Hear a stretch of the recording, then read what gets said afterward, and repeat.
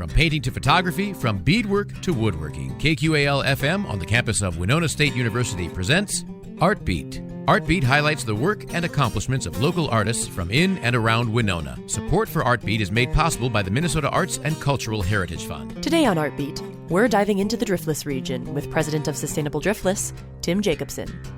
The organization is celebrating the recent release of their third film, Spirit of the Driftless, which premiered on September 23rd at Viterbo University in Crosse, Wisconsin. We get a behind-the-scenes look of the film, as well as the happenings of Sustainable Driftless and the mysteries within these hills. I'm Annika Bakkum-Ekern saying, sit back, relax, and enjoy as we talk all things Driftless today on Art Beat. 89.5 KQAL, we're here with Tim Jacobson, President of Sustainable Driftless, an environmental litigation attorney, an Emmy Award-winning documentary filmmaker. How are you doing today? I'm doing great, thanks. How are you? I'm doing splendid. I had a very difficult time making your intro because you have so many accolades. You've been an attorney since 1992. You're a super lawyer in Wisconsin, a best-selling novelist. You can practice before the Supreme Court. You're a pilot and a black belt. How do you make time for all of it? Well, not everything happens all at once. So, some of those things go back in time a couple of decades. So for example, I was in karate for a period of years and earned a black belt. And then I told myself that if I earned a black belt in karate, then I would treat myself to learning how to fly airplanes. And so I quit karate and then started taking flying lessons. So, it doesn't all happen at one time, but I like to learn new things. That's really what it comes down to. I'm somebody with a lot of curiosity about the world, and I love to always be learning something new. That's incredible. I like how the reward for becoming a black belt is becoming a pilot. On top of all of that, you are also the president of Sustainable Driftless. Can you please tell us a bit about the organization and its mission? Yeah, so Sustainable Driftless, Inc. is a nonprofit organization based in La Crosse that works throughout the four-state driftless region of basically the upper Mississippi River Valley area. And it has a mission to inspire resource conservation, vibrant communities, and sustainable growth in the driftless region. We've got a relatively small board of directors. We draw people from all four states of the driftless, so that's Wisconsin, Minnesota, Iowa, and Illinois.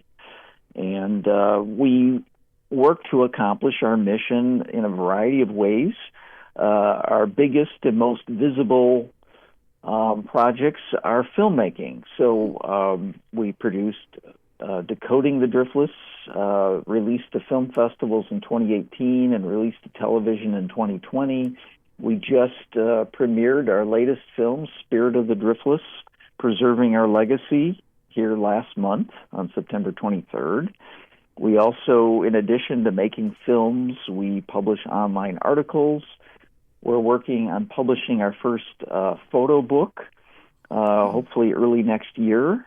We create educational resources for teachers so that not only can classrooms utilize our films, but we have lesson plans that are companions to the films so that educators can hopefully connect different parts of their instruction to, tie it to things in the film and tie it to things in the landscape and hopefully get young people outdoors to see and experience things for themselves. Wow. And next year, we're going to be launching an awards program. We call it our Drifties Awards, and we're going to be honoring 4 different types of individuals or entities. We have a George Howe Legacy Award for Outstanding Educator. We're going to be honoring an outstanding business, an outstanding nonprofit or community, and outstanding land management. And so we're really looking forward to recognizing other people and organizations around the four-state driftless region that are doing great things on our driftless landscape. Wow, that's incredible. That is a whole lot of programs, and I'll ask you more about some details of those. But I really wanted to highlight, you guys just had your premiere of your third and final installment of your main films there. How did you decide to have a film medium as your main project in order to convey the wonders of the Driftless to everyone? Well, the whole idea of filmmaking started when George Howe and I were both working at the Mississippi Valley Conservancy in La Crosse, and I became executive. I worked for a period of more than 7 years as executive director of that organization. Mm-hmm. And one of the first things I realized was, we had such an amazingly beautiful landscape and all sorts of cool features of the landscape, whether it be archaeological features or biological features, habitat, beautiful scenic vistas, things that a lot of folks in the public don't necessarily see or experience or know about. And so it became very apparent to me that photography and videography was going to be a key way that we could communicate the mission of the Conservancy to the public and to get people involved and engaged. And so one of the first projects I did at the Conservancy was to launch a video internship. So we raised money.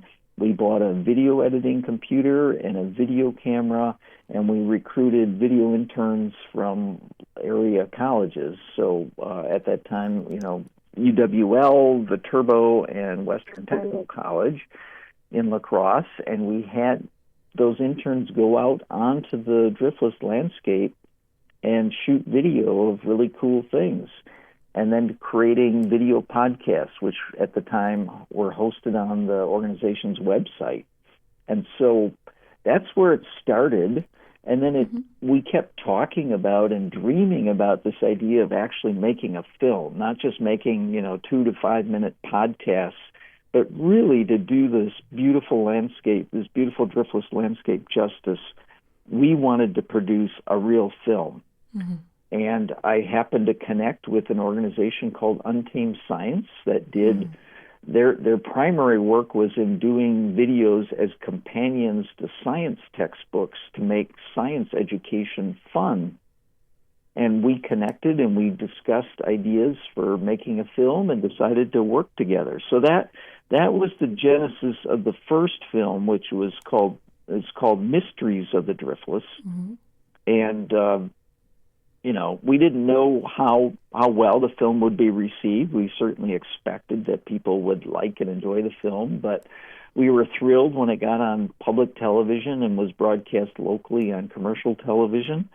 And then when it won a regional Emmy Award, we were just so blown away. That was really unexpected. We had no idea that was going to happen. Mm-hmm. And that just really launched us into wanting to capitalize on that success and the fact that people were so interested and enthusiastic to learn more about the Driftless landscape. So George Howe and I got together with some other folks and created Sustainable Driftless, a nonprofit organization with the purpose of inspiring people to take better care of our landscape and to help our local communities to thrive and grow in a sustainable way. And so that led to making Decoding the Driftless, and now most recently Spirit of the Driftless. Wow, that is simply incredible. And that's a great segue into my next question here. I had the privilege of seeing the first film back in schools with that educational program. How did you come up with the names of each of your films? The first is Mysteries of the Driftless, the second is Decoding, and the third, The Spirit of the Driftless. How did you come about those specific names? Well, that's a good question. When we were discussing the first film and what to call it, we released that first one in 2013, and we basically did the filming like in 2011. So that was a while ago, and I don't remember all the different working titles we might have considered for that film. But we wanted to let people know that we were going to be showing them things that they may never in their lifetime get to see on their own other than through the film.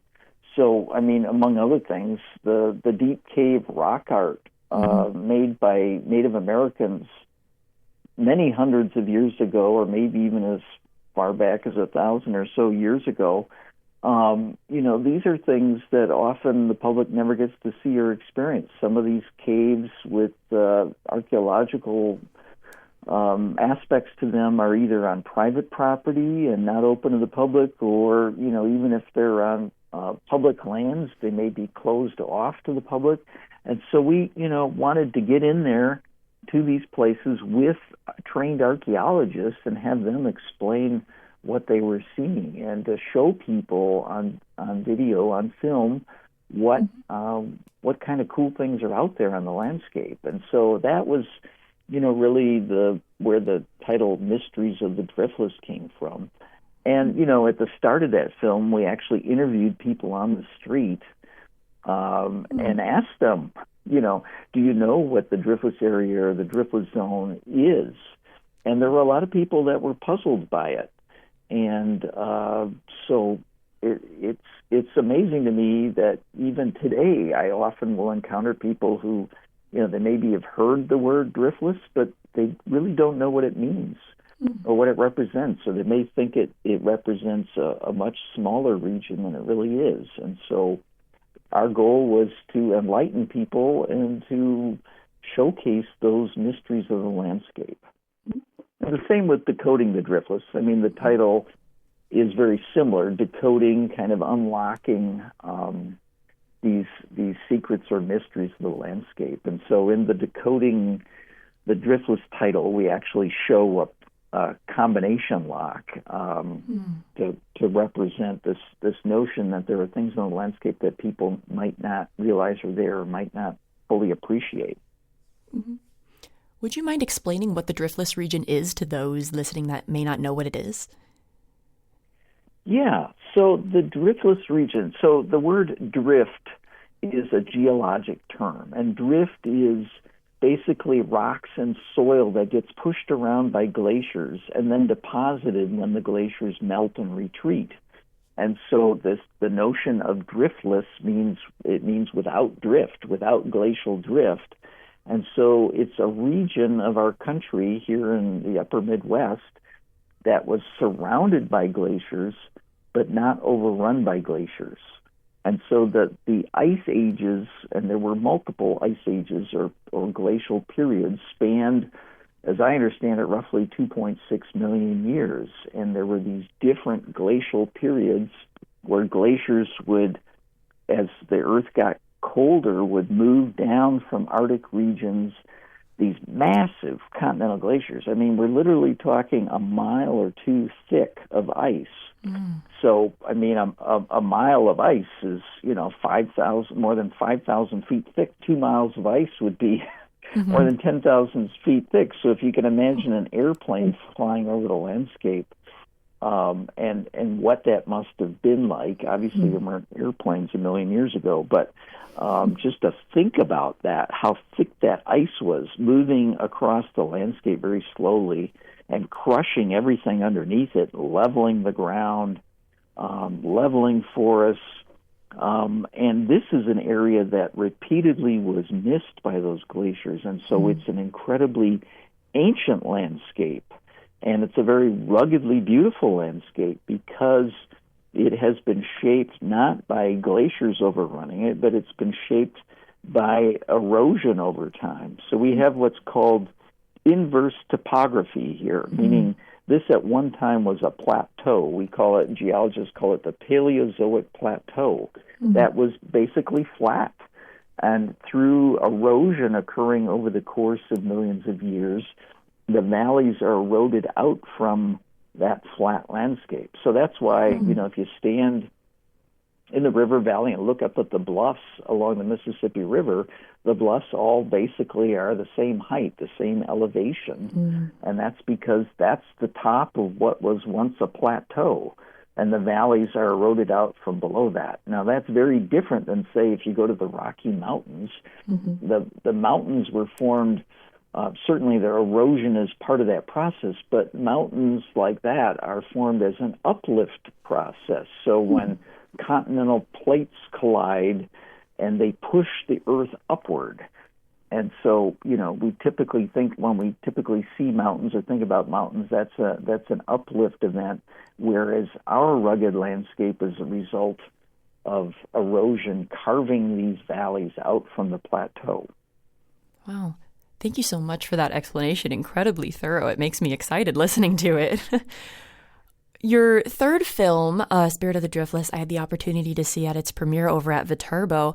And this one's a little bit different tonally than the first two, because this one is, quite frankly, a gorgeous, audio-visual experience. How did you ultimately make the decision for the style of the third installment? Yeah, well, the first two films are very much an exploration of the landscape with our filmmaking team going out on the landscape and interacting with subject matter experts. So they interact with and interview people like archaeologists and biologists and geologists, and they ask questions about, okay, what are we seeing here? How do we know how the landscape formed over time? How do we know how old the landscape is? How do we know when the glaciers were surrounding the area? How do we know that this area was missed by glaciers? And then let those experts describe those facts to the audience. And so that's how those first two films I was involved in producing are, that's the style of them. And when we discussed back in 2022 the idea of making another film, we very much did not want to repeat what had been done before. We wanted a film that was very different in style and what it conveyed to people. And so we decided to completely go away from the idea of interviewing people on the landscape. And so instead, we wanted to have a film that people could sit back, relax, enjoy, and take in, kind of soak in the amazing scenic beauty of the landscape. I mean, there's information being conveyed through narration in the film about what people are observing and kind of telling the story of the driftless landscape, which is really a story of water moving through the geology and forming this land. And we just wanted it to be a different experience. So it's something that I consider to be an experience of savoring the landscape. And it's kind of like, for people who are coffee drinkers, like getting up in the morning and having your morning cup of coffee, and you just you inhale the aroma, you just kind of savor that moment, that the quietness, the peacefulness, and that wonderful aroma. And, something, not everybody's a coffee drinker, and some people like a glass of wine to enjoy in the evening, and they savor that experience. And so that's really what we're trying to convey to the film, is just this savoring the landscape, enjoying the landscape, appreciating what's there. Because, again, the purpose of the film is to inspire people. We want people to be amazed and awed and inspired. And we want that inspiration to result in action. We want people to, to go out on the landscape and to want to see those places that are featured in the film, and to really recognize how incredible it is. Because, I have talked to hundreds and hundreds of people around the Driftless region. And even for folks who've spent their whole lives here, sometimes they take the landscape for granted. It just becomes the norm. It's what they always see and what they always expect. And I have talked to so many people who maybe grew up here and then they moved away for a period of time. Maybe they went off to college in a different part of the country, or maybe got a job in a different part of the country, and then have ultimately returned to the Driftless region. And then they say, you know what? I never realized how special this landscape was until I moved away and came back. And then I realized that this is really an amazing place. And so we want to help people to avoid taking this precious landscape for granted. We want people to recognize it for the valuable, precious, and fragile place that it really is, and to take steps to care for it, and to celebrate it, and also to help our local communities, especially our rural communities, to find ways to thrive and grow in a sustainable way. And, whether it be through international geotourism or other ways, we want to, promote this area to people outside the Driftless to appreciate what we have to offer. This landscape is so amazing. It can easily stand up to other well-known natural assets, landscape assets, whether it be Yellowstone National Park or the Smoky Mountains. You say those words, those names, and people instantly know what you're talking about. Mm-hmm. But if you say Driftless Region, whether it be to people who live here or people who live in a different part of the country, a different part of the world, there's a good chance they won't know what you're talking about. Mm-hmm. And so part of our job at Sustainable Driftless is letting people know what the Driftless region is and helping them realize that there's a regional identity and that we all need to work together and benefit each other, that our communities can cooperate and work together to better ourselves in this area. Absolutely. Well, your third film is beautiful and breathtaking and absolutely accomplishes that mission. And the filmmakers who produced and came together to create this film, they're scattered all over the region and even the world. One of your filmmakers is from Europe. How long did it take to make this film, and what was the process like for this third installment? Yeah, so, we've had a filmmaking team that's been here, different parts of the team for different films. So back when I was at the Conservancy, we connected with Untamed Science and made the film with them. And all three of the films that I've been involved in producing have been done in cooperation with Untamed Science. So Rob Nelson heads up that nonprofit organization, and he's been involved in all three films. The first film I was involved in was Rob Nelson and a guy named Dan Bertalin, who was living in the Madison, Wisconsin area at the time, and George Howe and myself. We were the four producers of Mysteries of the Driftless. Mm-hmm. And then with Decoding the Driftless, which was made by Sustainable Driftless, Inc. and Untamed Science, we had a little bit of a change-up in the people producing the film. So Dan Bertalin was no longer directly involved in that film, but instead we brought in Jonas Stenstrom, who's a filmmaking partner of Rob Nelson's at Untamed Science. Jonas happens to be from the country of Sweden. He's not only from there, he lives there full-time. And we would fly him in from Europe to participate in filming sets, for a week or two at a time, and different times in the year. And then George Howe and myself, locally based people working in the Driftless region. George is unfortunately no longer with us. He passed away in a tragic accident in 2024. But George was involved in making all three of these films, as was I. And George was actually, taking the lead locally and making Spirit of the Driftless. He was the one, arranging all of the shooting locations and connecting with locals, with the other films, with connecting with the different subject matter experts we were working with. And George was, taking the lead, like I said, from Sustainable Driftless standpoint and making Spirit of the Driftless.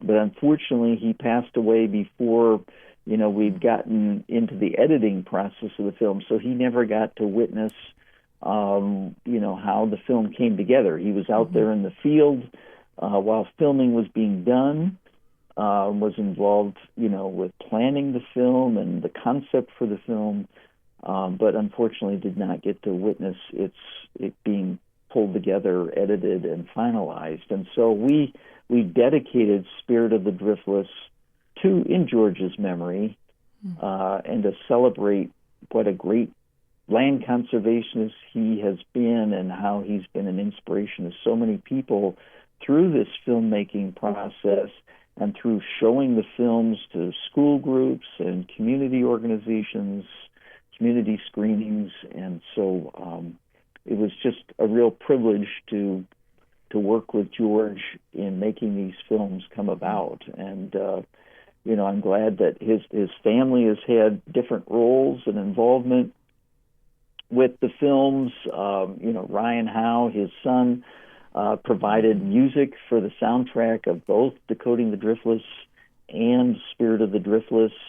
George's brother, John Howe, happens to be the executive director of the Raptor Resource Project, who's featured in both Decoding the Driftless and Spirit of the Driftless.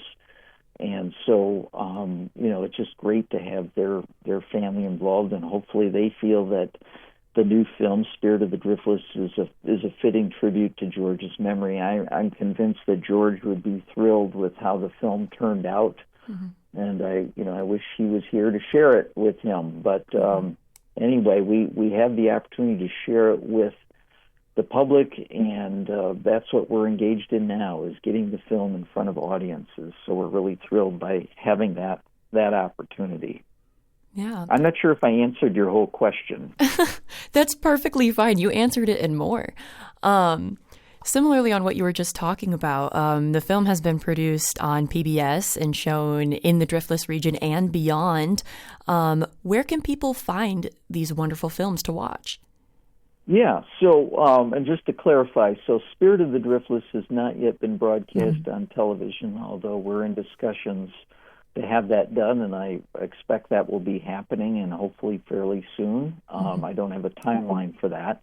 But Mysteries of the Driftless appeared on PBS and is now available free to the public through YouTube.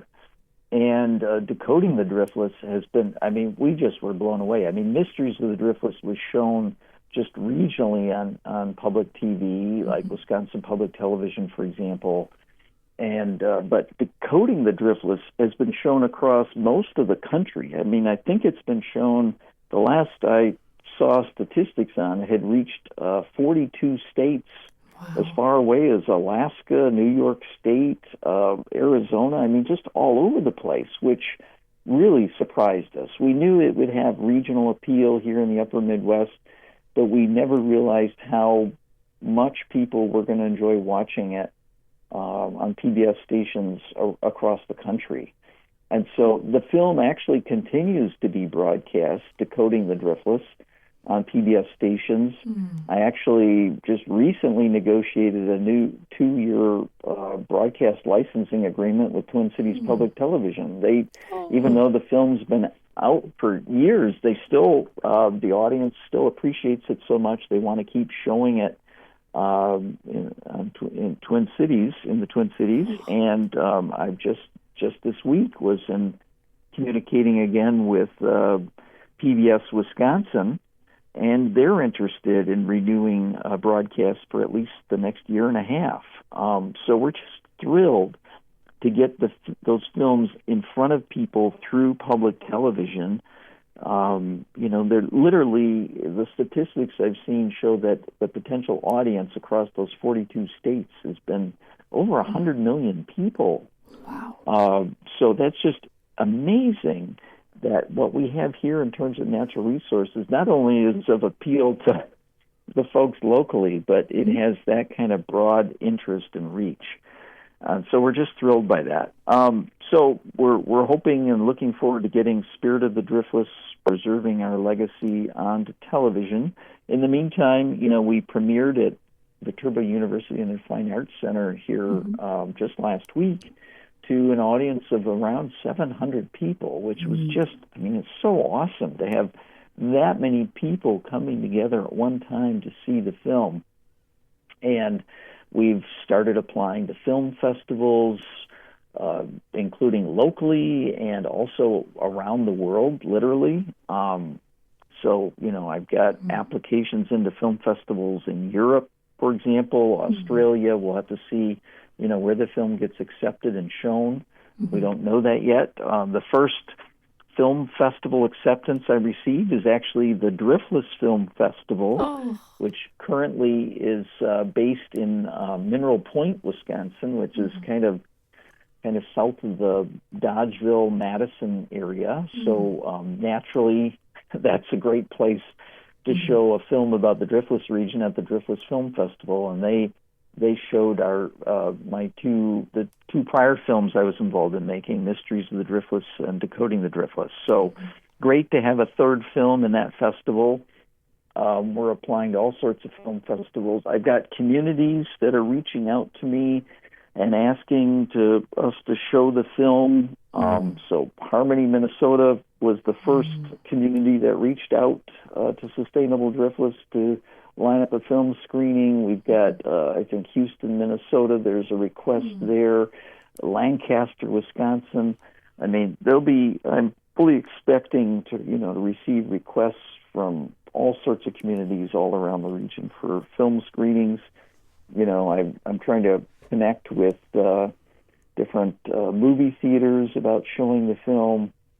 And so there's all sorts of opportunities, hopefully, coming forward for the public to see Spirit of the Driftless.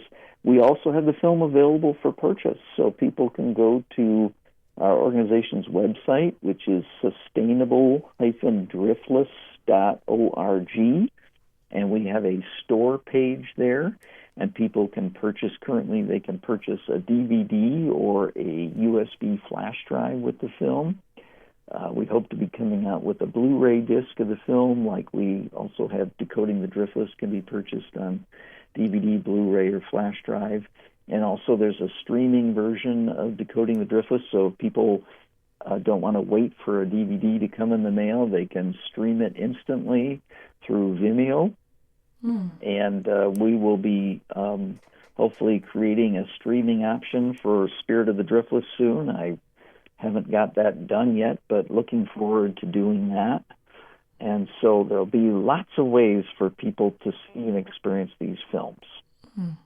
Incredible. Well, Tim, thank you so much for taking the time to speak to us. I wish you and the entire team down at Sustainable Driftless the best. Is there anything you'd like to say as a closing remark to the people?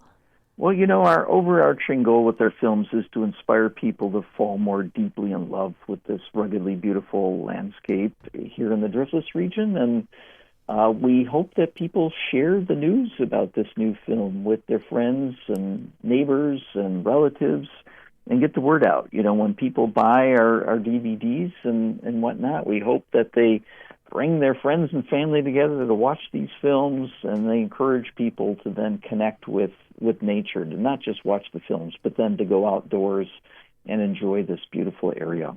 Awesome. I couldn't have said it better myself. Well, thank you so much, Tim. I hope to talk to you again. Yeah, you're welcome. That sounds good. Thanks so much. Thanks again to Tim Jacobson, the president of Sustainable Driftless, for joining us today on Art Beat. To see more information from the team down at Sustainable Driftless, go on down and check them out on social media or at their website, sustainable-driftless.org. For more conversations on art, tune into Art Beat Tuesdays at 12:30, right here on 89.5 KQAL. For podcasts of Art Beat and other KQAL original programming, go to kqal.org. I'm Annika Bakkum-Ekern, and we've just heard from Tim Jacobson, the president of Sustainable Driftless, here on Art Beat. Art Beat is written and produced by KQAL-FM on the campus of Winona State University. Visit us on the web at kqal.org.